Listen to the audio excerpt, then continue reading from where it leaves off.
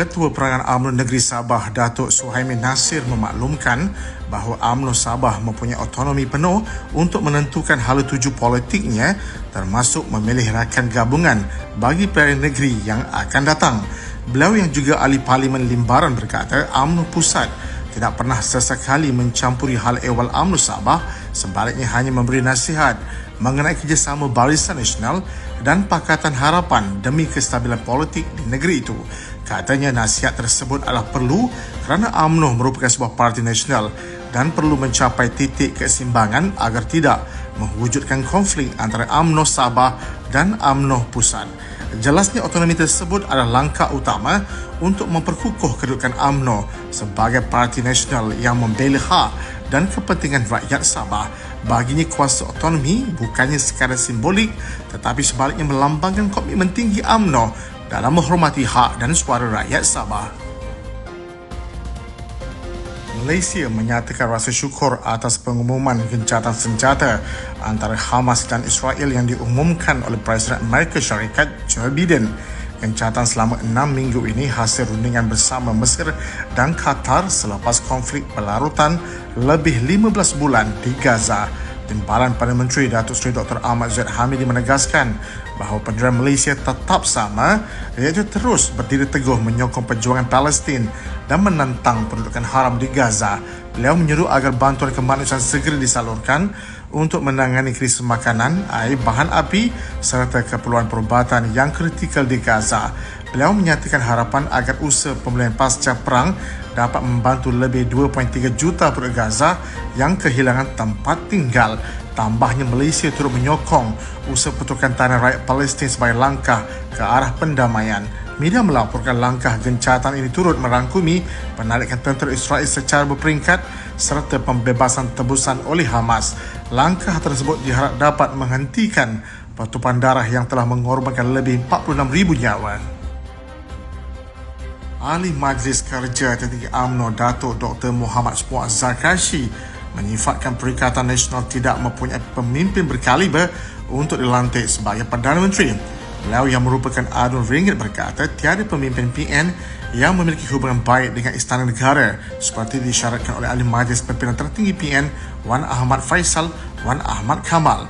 Menerusi hantaran Facebooknya, beliau turut menempeli Tan Sri Muhyiddin Yassin yang didakwa ingkar dan secara terang-terangan menolak nasihat istana dalam beberapa isu termasuk penubuhan kerajaan perpaduan selepas Pilihan Raya Umum ke-15 dan cadangan darurat semasa pandemik.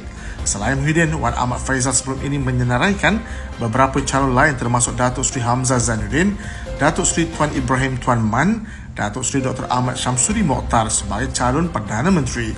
Puan menegaskan jangan mempergunakan dan mempermainkan sentimen istana untuk kepentingan politik murahan mereka. Esko Pemuda UMNO bahagian Damansara Ahmad Tarmizi Cik Agi menyifatkan keberkesanan kerajaan perpaduan terbukti melalui kestabilan dan kemakmuran yang dicapai walaupun sering menerima kritikan pembangkang. Beliau menyatakan keputusan Presiden UMNO Datuk Seri Dr. Ahmad Zahid Hamidi untuk terus memperkukuhkan gabungan ini adalah langkah strategik yang mengelakkan politik tergantung dan memastikan pentadbiran yang stabil serta progresif. Beliau berpendapat kestabilan politik yang diwujudkan oleh kerajaan perpaduan menjadi contoh pemerintahan matang, memberikan manfaat besar kepada rakyat dalam aspek pembangunan, ekonomi dan kebajikan sosial. Tambahnya, gabungan ini juga mencerminkan perpaduan antara kaum serta mengurangkan polarisasi politik meskipun terdiri daripada parti-parti dengan ideologi berbeza. Ahmad Tarmizi turut menegaskan bahawa kerjasama UMNO dalam perayaan negeri yang akan datang tidak akan memecah belahkan akar umbi parti selepas 2 tahun dalam kerajaan. UMNO kini lebih memahami dinamika politik Malaysia dan terus menaik sokongan pengundi khususnya di kawasan majoriti Melayu. Ketua UMNO bahagian Beruas Datuk Dr. Azhar Ahmad menegaskan bahawa UMNO tidak mempunyai sebarang kumpulan atau tim, sebalik semua ahli bersatu menyokong penuh kepimpinan Presiden Datuk Seri Dr. Ahmad Zahid Hamidi dalam memperjuangkan agama, bangsa dan negara.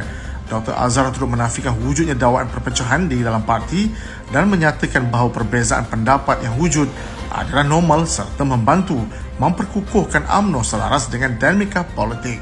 Beliau juga menekankan kebersamaan ahli dalam menyokong Datuk Seri Najib Tun Razak walaupun dengan pendekatan berbeza seperti solat hajat, doa atau menyuarakan sokongan secara terbuka.